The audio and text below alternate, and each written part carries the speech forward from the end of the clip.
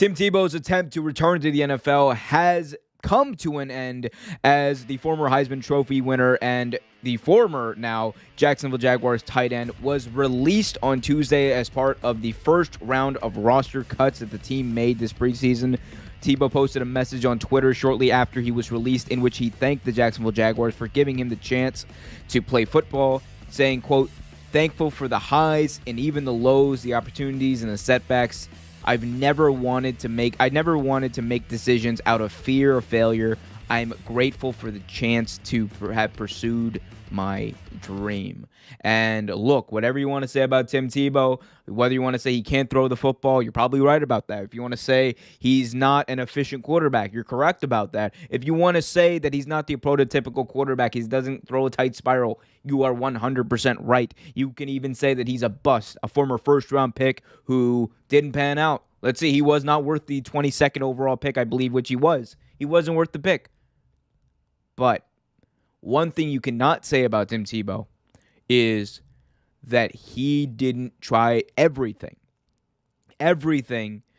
to the best of his ability. Because the fact that someone like Tim Tebow, who wasn't the best type of quarterback, the pocket passer that everyone wanted him to be, the fact that he was able to take that Broncos team and behind a very good defense, behind some very good running backs, but he was an X factor on that team. That is undeniable. The fact that team went to the playoffs and won a playoff game largely because of him shows you the heart that this guy has, shows you why people like him, why people like me are fans of Tim Tebow. Whether or not I agree with him on most things that have to do with, even life, religion, all that kind of stuff. But at the end of the day, for me, that doesn't really matter as much. What matters the most for me is having someone who has that heart. What matters to me is having someone who not only has the raw ability or the raw talent and athleticism to do these things, but someone who has the heart. And Tim Tebow put his heart into everything he did. Now, the big question on everyone's mind is this the end of Tim Tebow in football? And I think his quote kind of speaks for itself. I think Tim Tebow tried everything to the best of his ability. He tried playing quarterback, had minimal success at being quarterback, and it didn't pan out after that. He couldn't get on a team. He couldn't make the roster for the New England Patriots nor the Philadelphia Eagles after that. It just didn't work out. Then he goes to baseball. He tries. And he was a damn good player for the Mets minor league system. It didn't work out again.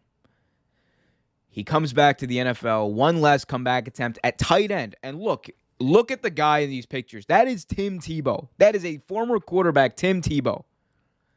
He looks like he could play tight end.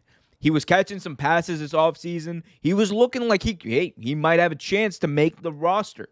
And that was a big if. There was a lot of people like Skip Bayless and the like who are huge fans of Tim Tebow, which I appreciate, but who were misguided in the way that they believed that Tim Tebow was somehow automatically going to make the roster. He was not. Tim Tebow was never a guarantee to make the Jacksonville Jaguars roster, even as a tight end.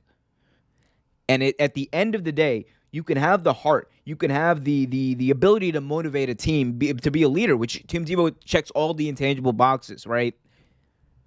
Does he check the box of being at least the fourth best tight end on the team? Evidently not. Blocking, we saw how that went for Tim Tebow. It didn't work out well when he was blocking in that preseason game against the Cleveland Browns. Catching passes, we didn't really get to see him run too many routes. And it's unfortunate. We saw that, he had an up and down kind of training camp. There were spurts where he was good. Originally, he was a lot better at tight end than people thought he was going to be. So that was kind of an improvement. People thought that was something to build on. People thought that was something to kind of write home about. And I think so too. Making that transition isn't too easy. There are some people who have made it. There's the tight end for the Washington football team. His name is Logan Thomas. He made that transition, and he made it pretty well.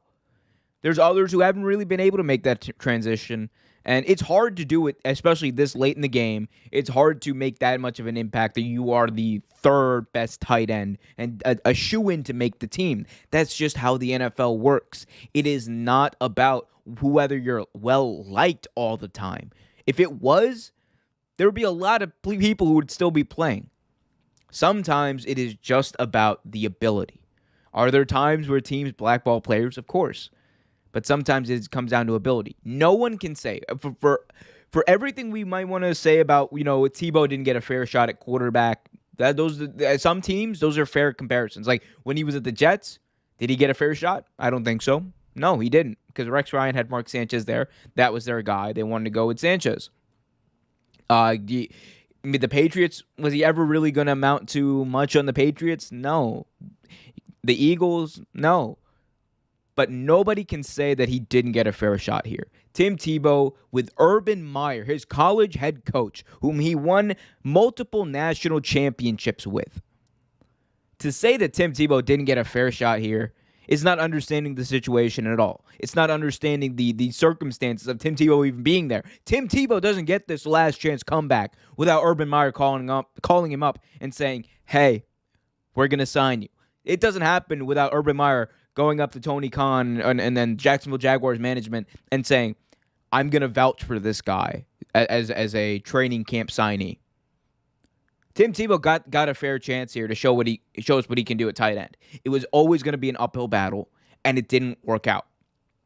But as much as the Tebow haters who exist out there, and again, I don't know why people like to hate on specific players. It doesn't make sense to me for your entire sports mentality, for your entire sports attitude to be, I'm going to hate this player. I'm going to hate Tebow. I'm going to hate LeBron.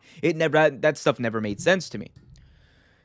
For all the haters out there, one thing you will never be able to say is Tim Tebow didn't try and Tim Tebow didn't do the things that he said he was going to do. He said he was going to be a quarterback in the NFL. He did it. And guess what? He won a lot of games. And guess what? He also won a playoff game against the Pittsburgh Steelers. And threw for 300 yards in that game, by the way. People want to say he wasn't ever going to work out as a baseball player. He was a pretty damn good minor league baseball player, honestly. His stats were at least average or above average at most times. People said this tight end comeback wasn't going to be good.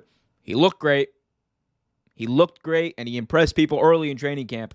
And he did it. Tim Tebow was listed as a tight end for a preseason game. That happened.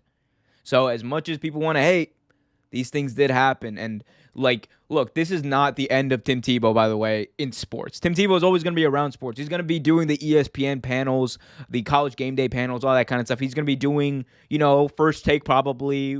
He might, who knows, he might be the next co-host of First Take after the news we're going to talk about later, Max Kellerman leaving. But there's a lot of places, there's a lot of room where Tim Tebow has to be in sports. And he's a good talker. He's captivating. He belongs on television, if I'm being honest. Tim Tebow on getting a TV show on ESPN would be insane. And people would watch it. His haters would watch it. People who love Tebow would watch it. And they'd be captivated by it because Tim Tebow, like I said, is an amazing speaker. Thanks for watching this video from Real Take Sports Talk. Remember to like, share, subscribe, hit that notification bell so you get notified whenever a new video is released. Also, remember to check out our live show every single Thursday at 8 p.m. right here on the YouTube channel. And remember, keep it real.